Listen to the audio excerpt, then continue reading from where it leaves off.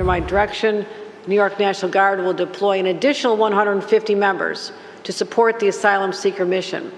That brings our total to 2,200 National Guard members supporting the overall mission. You're going to need more than that. Democratic New York Governor Hochul sending more National Guard troops to help an overwhelmed New York City deal with the growing migrant crisis. South Dakota Governor Kristi Noem just returned from the southern border for a briefing with the National Guard troops she deployed. She joins us now with an inside look. Governor Noem, what should concern Americans the most about the southern border right now?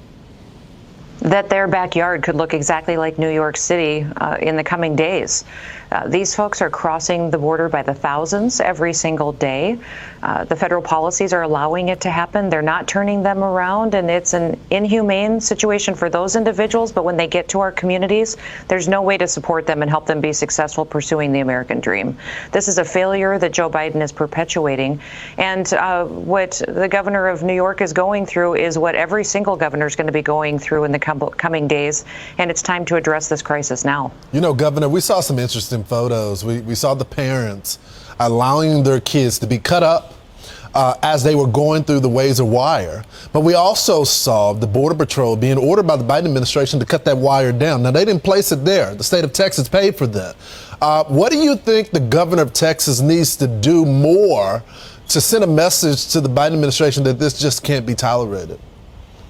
Well, his hands are tied. They are sending and spending billions of dollars to the border to secure it as a state of Texas. And there's 14 other governors that are sending help. I was with my National Guard troops down there yesterday in Eagle Pass, and their stories were powerful. They talked about how they encountered a group of 400 individuals that crossed the river, came to the fence line and to the concertina wire, and that they tried to turn them around. 60 turned around and went back, but the rest ended up coming up and walking through that wire. They have no authority, no rules of engagement that allows them to stop these individuals. And when they needed Border Patrol's help, Border Patrol turned around and walked away so that they wouldn't be on camera helping to facilitate these individuals crossing that border. So that's what I think is interesting, is that Border Patrol knows that they can't stop them according to what the president is ordering them to do, and they're purposely avoiding TV cameras so they're not held accountable to these policies that are undermining our country. Well, of course they were. What's the end goal here from Democrats now? I mean, because they're already giving them visas. What's the next amnesty? Oh, yeah, absolutely. They're fundamentally remaking this country. And that's what you see down there. This is an invasion of our country, and they want this to happen so that they can continue to perpetuate their agenda into individuals that are just happy to be here. So that's the interesting thing as well. There's many dangerous individuals coming.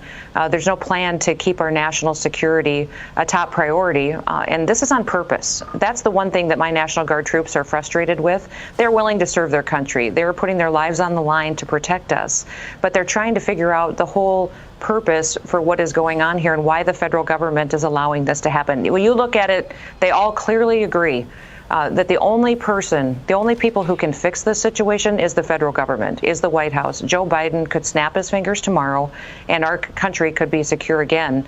This is on purpose, and that's what's so frustrating for all of us. Yeah. The only snapping he did was on day one, remove and remain in Mexico, making sure that the border wall fencing stopped. You got to know this is intentional. Governor, thanks so much for joining the program. Thank you, Lawrence. You have a wonderful day. Eat a pancake. I'm Steve Doocy. I'm Brian Kilmeade. And I'm Ainsley Earhart. And click here to subscribe to the Fox News YouTube page to catch our hottest interviews and most compelling analysis.